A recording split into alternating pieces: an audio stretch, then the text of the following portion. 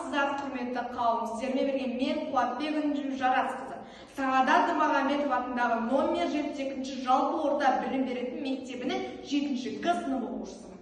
Менің отаным менің бастаған шығармашылық жобалар байқауына ат басып бұрып, сіздерге Қазақстанның 7 керемет атты тақырыпты алып келіп отырған жағдайы бар. Жобаның, яғни менің жобамның негізгі мақсаттары Қазақстанның тарихи және табиғи 7 кереметтері арқылы ұлттық рухани адамгершілік және отбасылық құндылықтарын насихаттау, жастарды туған ел тарихына деген қызығушылықтарын ояту. Тақырыбымның өзектілігі. Бүгінгі таңда жастар арасында туған елдің тарихына, яғни табиғатына және рухани құндылықтарына деген қызығушылық күрт төмендеп барады. Дәстүрін, әлеуметтік желілер мен заманауи өмір қарқыны кейбір отбасылық дәстүрлерді және ұлттық құндылықтарды екінші орынға ысырып жібереді. Осы жағдайларда рухани мұрамен байланыстыру өте өзекті мәселе болып қаралады. Менің ұсынып отырған Қазақстанның 7 кереметі. Бірінші, Қожа Ахмет Яссауи кесенесі. Екінші, Бәйтерек монументі. Үшінші, Тамғалы петроглифтері.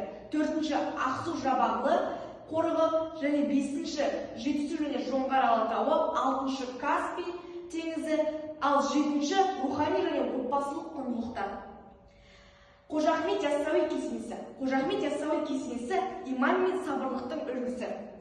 Кесене 14-ші ғасырда Әмір Темірдің бұйрығымен тұрғызылған.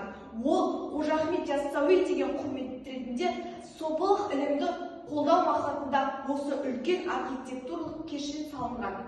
Кезінде ішінде ерекше үлкен тайқазан бар. Тайқазан діни рәсімдер мен мерекелер кезінде қолданылатын үлкен қазан. Ол 1399 жылы Түркістаннан 25 шақырым жердегі Қарнақ шеберханасында құйылған.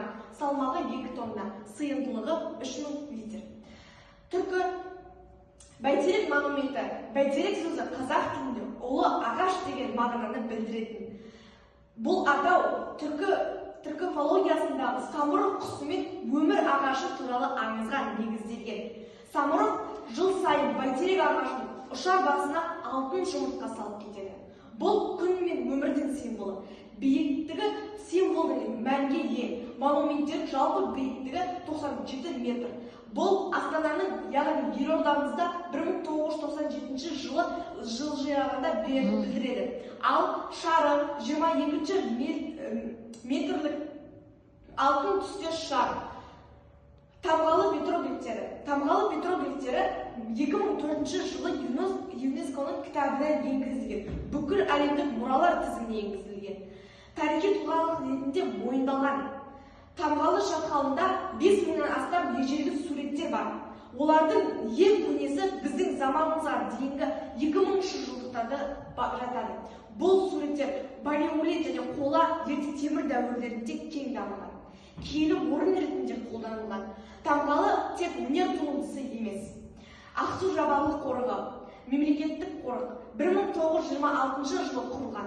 Талғас алатауының солтүстік батыс бөлігінде және Өгей жотасын алып жатқан Қазақстандағы тұңғыш және ең көне қорық. Түркістан облысының Түлкібас ауданында орналасқан. Қоры бірнеше биік белдеуде жатыр.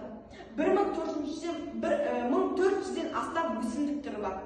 Жетісу және Жетісу алатауы. Жетісу мен алатауы Қазақстан табиғаты мен тарихындағы ерекше орын алатын өңірлердің бірі. Қазақстан халқының ежелгі тарихымен тармаласып жатқан атау. Жетісу атауы осы өңірден ағып өтетін ірі және өзенге байланысты қойылған.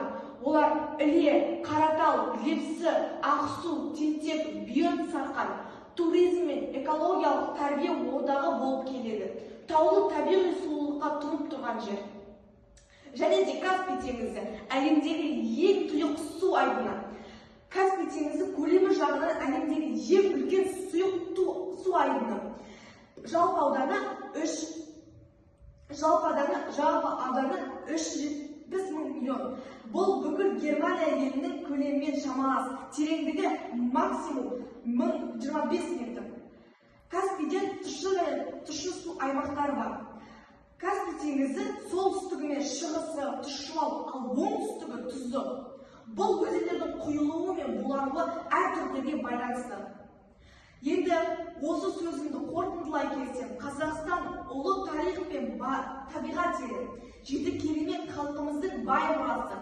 Бай мұраларды сақтау әр ұрпақтың борышы. Мені тыңдағандарыңызға көп рахмет.